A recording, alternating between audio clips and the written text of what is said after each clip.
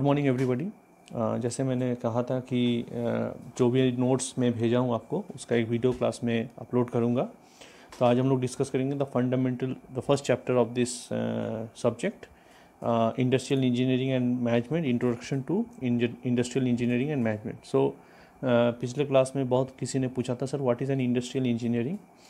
So industrial engineering is basically an accumulation of different functions of an industry within an organization. Okay, and industrial engineering is not a specific branch of engineering, rather it is a combination of all the engineering functions that is happening within an organization. And what is the relationship between engineering and management?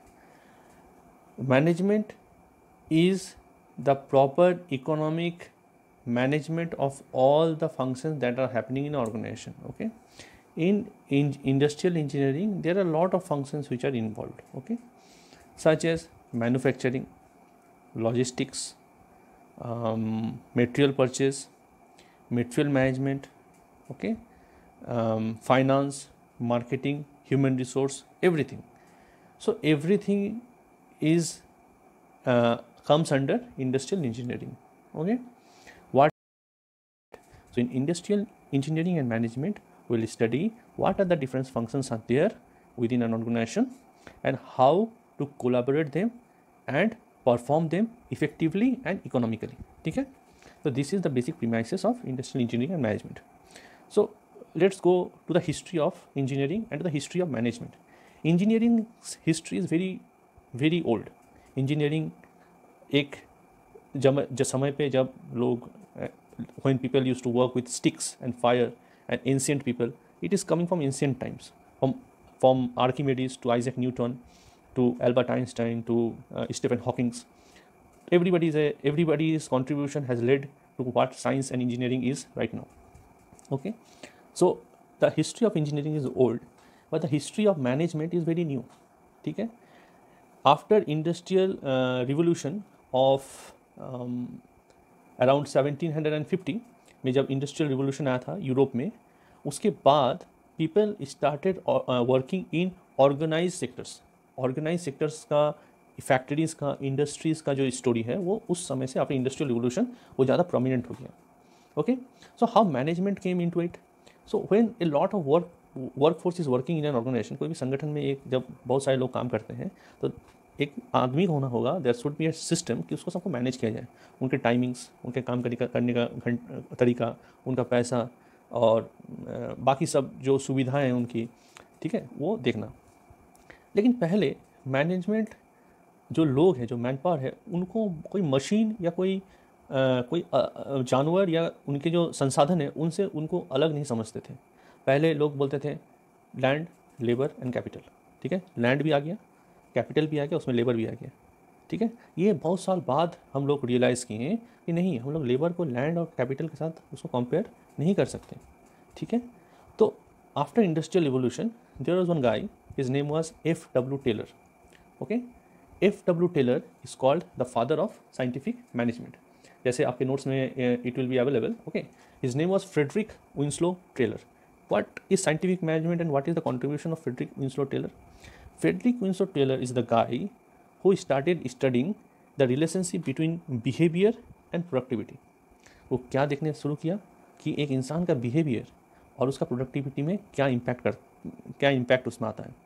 Okay, so he started studying the different behaviours of an individual and his productivity and how his productivity changes with the behaviour. Suppose for example कोई student है, मैंने उसको जाके मैं उसका तारीफ़ कर दिया कि वाह तुम बहुत काम अच्छा किया है और तुम बहुत अच्छे पढ़ाई कर रहे हो, keep on doing the good work. Okay, so his productivity will increase. Okay, now so this things he used to study with. Okay, he started studying with the best way and the feasible way to complete a work. उसने क्या study शुरू किया? उसने शुरू किया कि according to him एक काम करने के बहुत सारे तरीके हैं, लेकिन सिर्फ एक सही तरीका है. ठीक है, according to F.W. Taylor and its scientific management theories कि there is only one way to do a task and there is one right way to do a task. फिर उसने क्या किया? फिर उसने उस तरह से पेमेंट सिस्टम का ये किया, डेवलपमेंट किया कि जिसका काम कम समय पे अच्छा होगा उसका पेमेंट अच्छा होगा, जिसका काम समय ज़्यादा लगेगा उसका पेमेंट कम होगा, जिसका क्वालिटी अच्छा रहेगा उसका पेमेंट ज़्यादा होगा, जिसका क्वालिटी ख़राब रहेगा उसका पेमेंट कम होगा। तो इसमें क्या हो गया कि कुछ लोग जो एक ही तरह के काम करते हैं, एक ही उम्र के हैं, एक ही समय से काम कर रहे हैं, किसी को पैसा ज़्यादा मिलता था, किसी को पैसा कम मिलता था। ये कुछ समय की बात है। तो it is called scientific management. बाद में धीरे धीरे हम लोग रियलाइज़ किए कि नहीं, scientific management is not the right way to understand a human being. ठीक है, ये सही तरीका नहीं है, लेकिन उस समय पे इट वॉज़ द बेस्ट वे। ठीक है, जैसे अभी हम लोग क्रिकेट में बोलते हैं ना कि DRS है, DRS में गलतियाँ हैं और DRS इज़ नॉट राइट, या डकवर्थ एंड लुइस मेथड, ठीक है, सही नहीं है, लेकिन इस समय के लिए यही सही है। आगे जाके अगर इससे अच्छा कुछ डेवलप होता है तो विल सी। उसी तरह से उस समय के लिए this was the best theory that was available in the market. Okay, so FW Taylor का कुछ प्रिंसिपल्स था। There are certain principles of scientific management. Principles मतलब उन्होंने ये चीज़ खोज के निकाला था, सही था गलत था that's different thing, but it was his principles. What was his principles? That science is not a thumb rule. ठीक है, science is not a thumb rule. Science is not a thumb rule मतलब क्या है? Where the worker is allotted fair work, standardised and proper system of payment which disregarded the old method of working.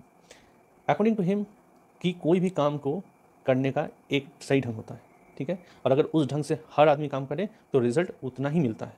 According to him it was that science thumb rule नहीं है। Thumb rule मतलब कोशिश किए, 4 बार कोशिश किए, 5वां बार में हुआ, किसी का कोशिश किया 1 बार में हो गया। Thumb rule means not exact. ठीक है, जो चीज़ एग्जैक्ट नहीं है। Okay, according to him science is not a thumb rule. Secondly क्या है? Harmony in group. काम जब करते हैं संगठन में तो there should be harmony. Harmony मतलब होता है कि सब सद्भावना से, बिना कोई झमेला क्रिएट किए काम पे कॉन्सेंट्रेट करे, और अगर काम करें तो वो काम अच्छा होता है। Okay, harmony should be there in groups. The third is cooperation. Cooperation means you know that there should be a feeling of mutual understanding होना चाहिए, कोऑपरेशन होना चाहिए, एक दूसरे के बारे में समझना चाहिए, and this things should be there. The fourth is maximum output. Maximum output क्या है कि people should be focused on putting most of his capability to work. Maximum output के लिए फोकस होना चाहिए।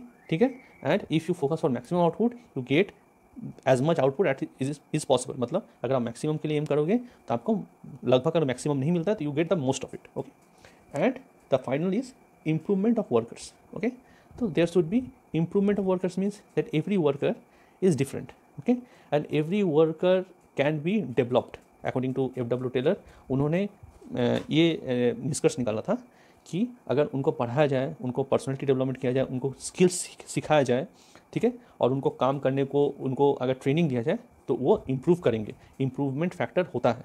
ठीक है, तो these are the 5 principles of Frederick Winslow Taylor. Okay, now according to FW Taylor, okay, there are 5 functions of a manager.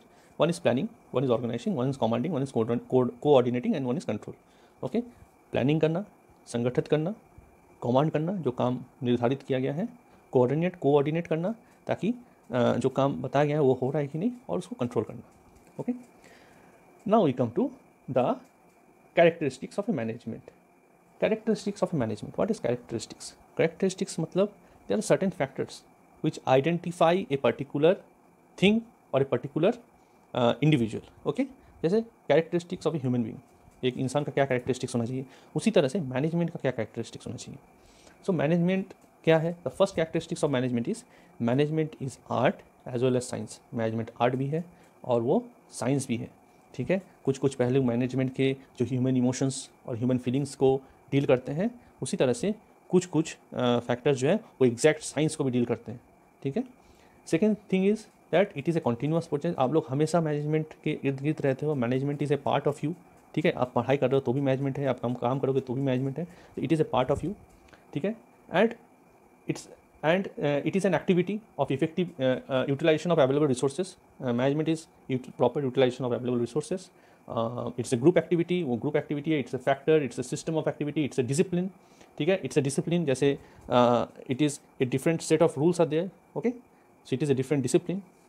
It is a distinct entity, it aims at maximising profit. Management का aim रहता है कोई भी काम को maximum effectiveness से करना, चाहे वो प्रॉफिट कमाना हो या जो भी हो।